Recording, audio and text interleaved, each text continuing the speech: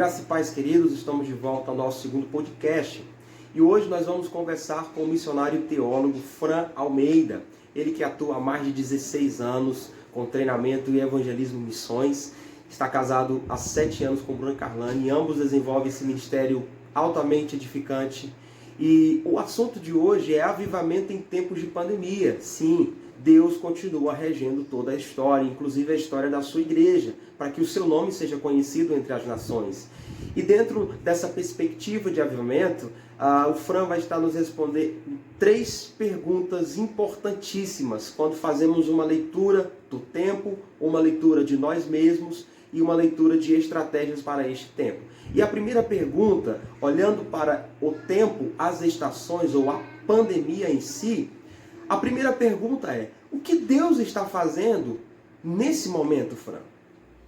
Para responder significativamente a pergunta, vamos para a palavra de Deus. 1 Crônicas, capítulo 12, conta a história da reunião de um exército em volta do rei Davi. Davi, recém-entronizado, agora estava montando o seu exército e cada uma das tribos de Israel enviou um pelotão de homens aptos e preparados para a batalha. A tribo de Issacar mandou 200 homens com uma habilidade interessante. O verso de número 32 nos diz assim: E dos filhos de Issacar, destros na ciência dos tempos, para saberem o que Israel devia fazer, e todos os seus irmãos seguiam a sua palavra. Os filhos de Issacar, no exército de Davi, eram homens destros na ciência dos tempos. Em outras versões vai dizer que eles eram aptos para conhecer a época, para perceber o que estava acontecendo, e isso no ambiente de guerra é altamente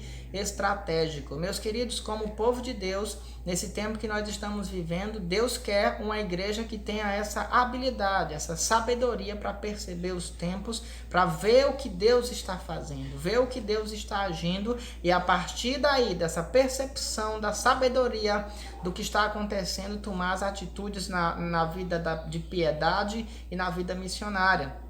A Bíblia nos orienta a ser sóbrios, a estar vigilantes, para que nós não possamos apenas reagir ao que está acontecendo, mas agir com base na sabedoria de Deus.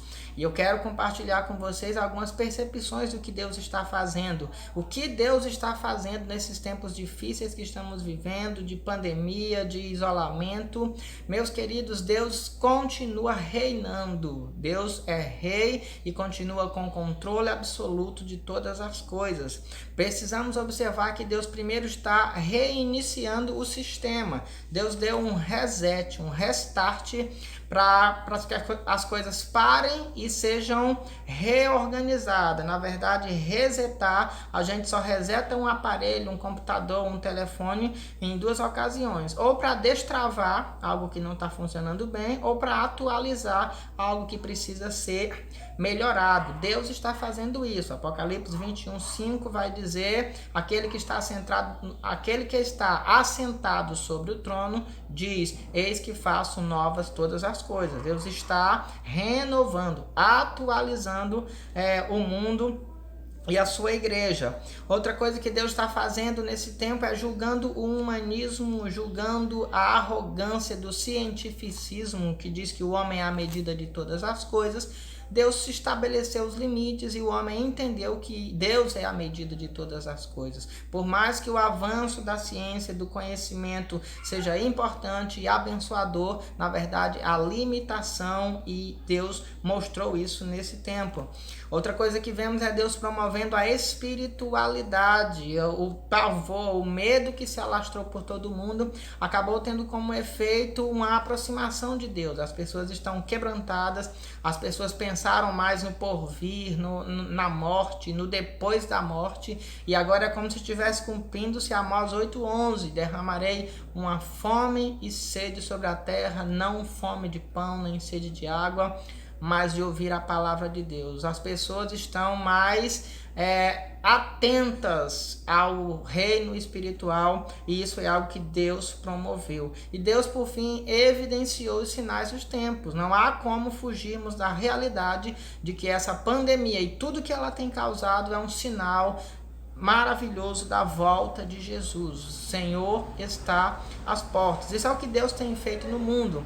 Mas também Deus tem agido na igreja. O que é que Deus tem feito na igreja? Deus nos deu um ano sabático, um tempo de descanso espiritual. Algumas igrejas estavam muito atarefadas, muito ativistas, voltadas para si mesmas, em tantas coisas internas, em tantas festas, congressos, conferências e tanta coisa mais. E agora Deus deu um break, uma parada, para que essa igreja tenha um sábado, um tempo de descanso. E nesse sábado Deus nos chama a um autoexame, a uma observação de si mesmo. E eu vou falar mais nesse autoexame adiante. Outra coisa, Deus tem gerado uma força devocional no seu povo. Esse tempo levou muitos crentes de volta para a leitura da palavra, para a meditação da escritura, para a oração devocional em casa, para os cultos domésticos. E Deus está preparando, gerando a igreja numa atração de volta à vida devocional, piedosa. Jeremias 31:3 diz: com amor eterno te amei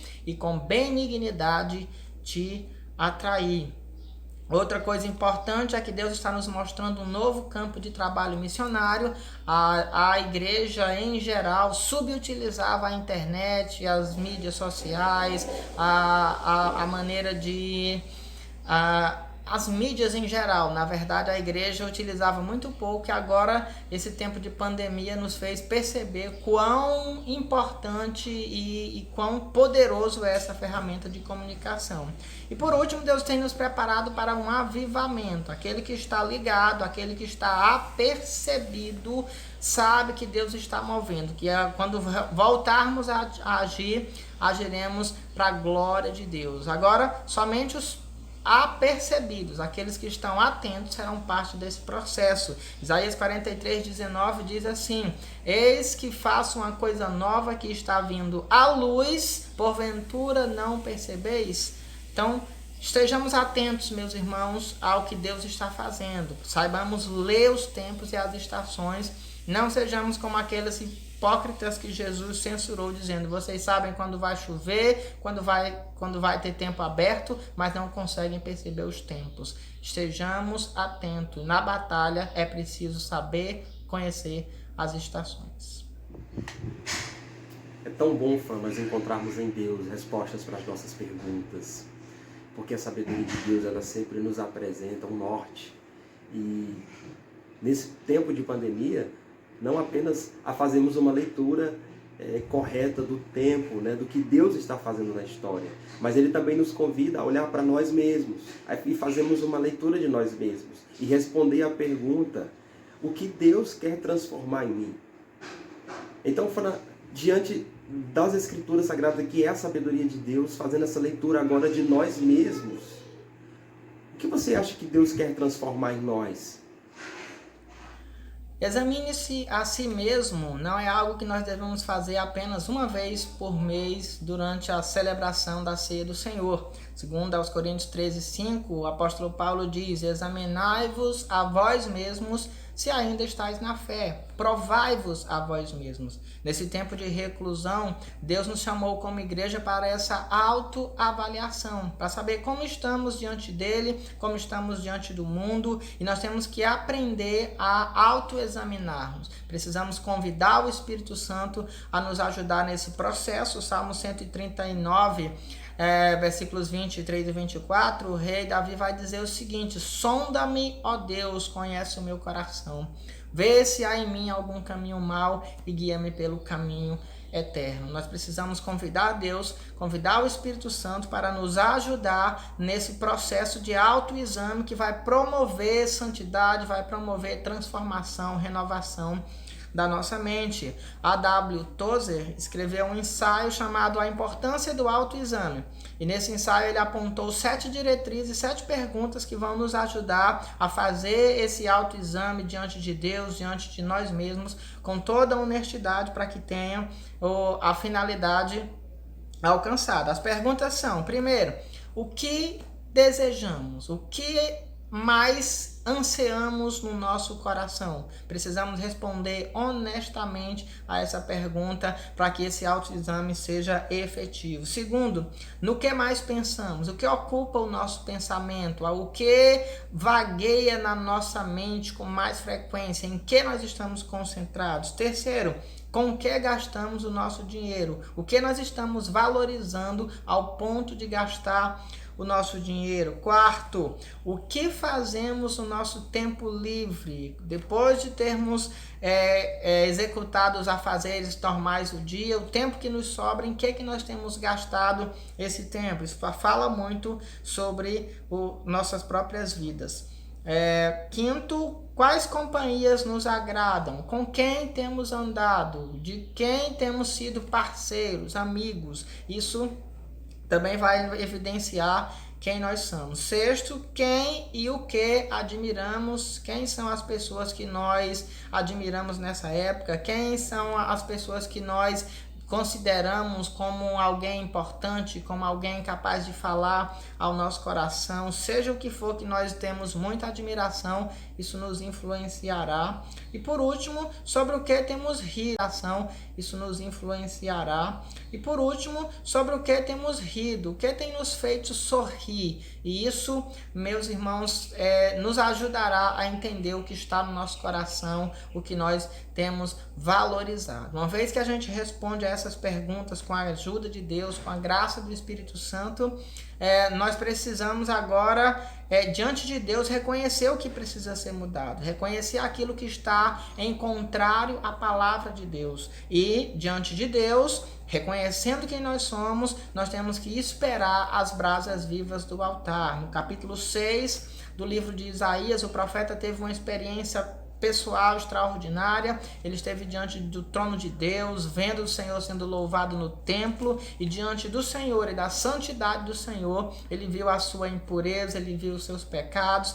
Ai de mim que vou perecendo, porque sou um homem de lábios impuros e habito no meio de um povo de impuros lábios. Quando Isaías percebeu as suas falhas, as suas fraquezas, os seus pecados diante de Deus, Deus veio com solução. Um dos anjos, um dos serafins, pegou a brasa do altar e tocou nos lábios de Isaías e disse: isto te tocou, e purificado foi o teu pecado, tirada foi a tua iniquidade, e agora você está pronto para atender o chamado de Deus. Uma igreja só entrará em missões depois desse processo de santificação. O Ronaldo Lidório liga santidade e missão em uma definição. No livro que ele escreveu, ele disse assim, que missões é a santidade impulsionando vidas a cumprir o desejo do coração de Deus. Somente uma igreja santa, que diante de Deus se autoavalia, e uma vez que se autoavaliou e encontrou impureza, encontrou falha, diante de Deus reconhece e recebe o perdão, recebe o toque da brasa do altar, e agora está apta a dizer: eis-me aqui, envia-me a mim. A santidade está vinculada à missão. Vejamos o que Deus quer mudar em nós e estejamos prontos a passar pelo processo da mudança no nome do Senhor Jesus. Franzinho, eu penso que a maior obra que Deus está fazendo na nossa história não é através de nós, mas é em nós. Por isso que Isaías precisou tanto passar por esse momento, porque fazia parte da obra de Deus na sua própria história, de transformá-lo. E as nossas obras, elas refletem a transformação de Deus em nossas vidas, essa santidade que nos impulsiona, como disse Ronaldo Lidório. Feito essas leituras, tanto do tempo como a leitura do nosso próprio coração, agora fazendo uma leitura de estratégias. Estamos vivendo um cenário completamente histórico diferente.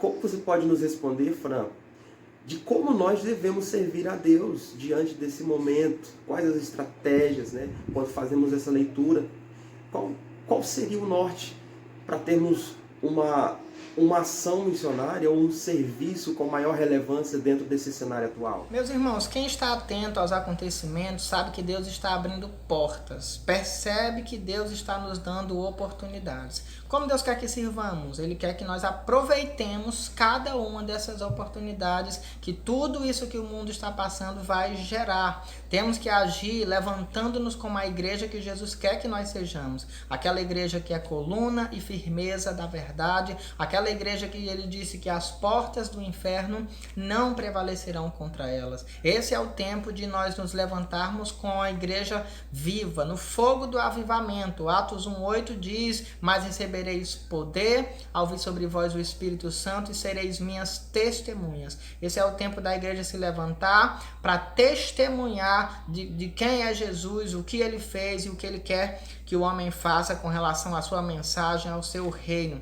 A igreja tem que levantar-se com fervor espiritual na praxe, naquilo que é comum. Romanos capítulo 12, versículo 11 diz assim: não sejais vagarosos no cuidado, sede fervorosos no Espírito, servindo ao Senhor. Esse fervor no Espírito tem que estar em tudo que nós fazemos, nos nossos cultos, nas nossas celebrações, nas nossas ceias, nos nossos cultos campais, na nossa evangelização de porta em porta, tudo que a igreja já faz, nossas reuniões de oração, nossos cultos de jovens, tudo nós temos que fazer isso com fervor espiritual e com vigor espiritual. Mas não somente colocar fogo e fervor naquilo que nós já fazemos, mas avançar. Avançar, por exemplo, nas instituições. A igreja que consegue alcançar escolas, igreja que consegue alcançar prédios públicos, teatros, bibliotecas, igrejas que conseguem atingir o governo, igreja que consegue ir além do ambiente que nós temos trabalhado até aqui. Deus está abrindo portas diante de nós e como igreja nós temos que aprender a avançar nas instituições. Como igreja nós temos que aprender a invadir a internet com a verdade. Mateus capítulo 13, versículo 38, Jesus disse que o campo é o mundo, e o mundo dos nossos dias é um mundo virtual também, não apenas o mundo real que nós caminhamos, mas há todo um mundo que acontece na internet, nas redes sociais, e em tudo isso a igreja tem que estar presente, sendo a voz profética, anunciando a verdade do evangelho. Temos que estar em todas as mídias, em todas as redes sociais. A igreja tem que se levantar como um agente proclamador no mundo virtual. Igrejas analógicas que não conseguem mais falar a este mundo ficarão para trás. O evangelho tem que ser proclamado em todos os meios de comunicação. Essa é a nossa tarefa, esse é o nosso desafio. Pregar o evangelho onde quer que haja pecadores perdidos, e há pecadores perdidos navegando no mundo virtual.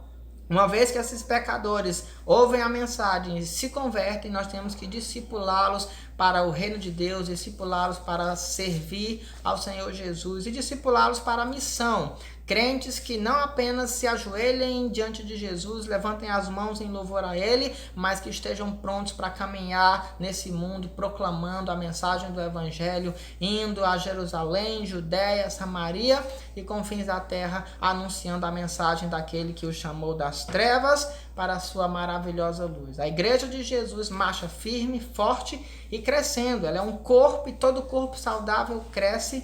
E eu encerro, como Deus quer que sirvamos, encerro com uma frase do missiólogo Ralph Winter. Ele explica e nos desafia: evangelismo é a igreja crescendo onde está. Missões é a igreja crescendo onde ela não está.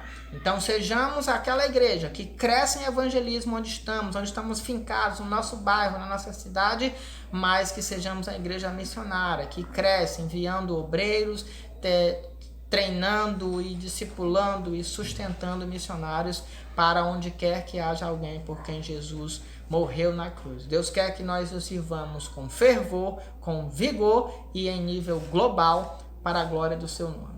Deus abençoe a todos. Que a igreja precisa refletir, Fran, de quando os tempos mudam, as estratégias mudam, as estruturas mudam. E esse tempo de pandemia, de isolamento, de fato tem sido tempo para a gente repensar em nossas ações, em nossas estratégias como igreja. E a internet, como você mesmo falou, tem sido um dos canais de maior efetividade, né, nesse período de compartilhamento do evangelho dentro da pandemia. Então, nós só temos a lhe agradecer pelas suas sábias palavras, né? Extraindo das Escrituras sagrada a sabedoria de Deus para nós e nos abençoar.